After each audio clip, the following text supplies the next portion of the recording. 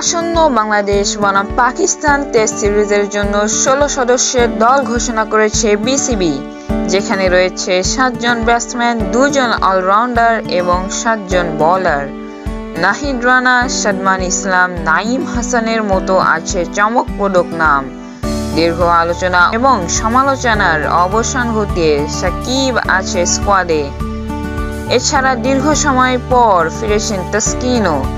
তাহলে এক নজরে দেখে নেওয়া যাক এই ১৬ জন খেলোয়াড়দের। প্রথমেই অধিনায়ক নাজমুল হাসান শান্ত, মাহমুদুল হাসান জয়, জাকির হাসান, সাদমান ইসলাম, মমিনুল হক, মুশফিকুর রহিম, সাকিব আল হাসান, লিটন কুমার দাস, মেহেদী হাসান মিরাজ, তাইজুল ইসলাম, নাঈম হাসান, নাহিদ রানা, শরীফুল ইসলাম, হাসান মাহমুদ, তাসকিন আহমেদ এবং সায়েদ খালেদ আহমেদ। বাংলাদেশ বনাম পাকিস্তানের প্রথম ম্যাচ ২১ আগস্ট বাংলাদেশ সময় সকাল ১১:৩০ রাওয়ালপিন্ডি ক্রিকেট স্টেডিয়ামে। পরবর্তী ম্যাচ ৩০ আগস্ট ১১:৩০ করাচি ন্যাশনাল স্টেডিয়ামে।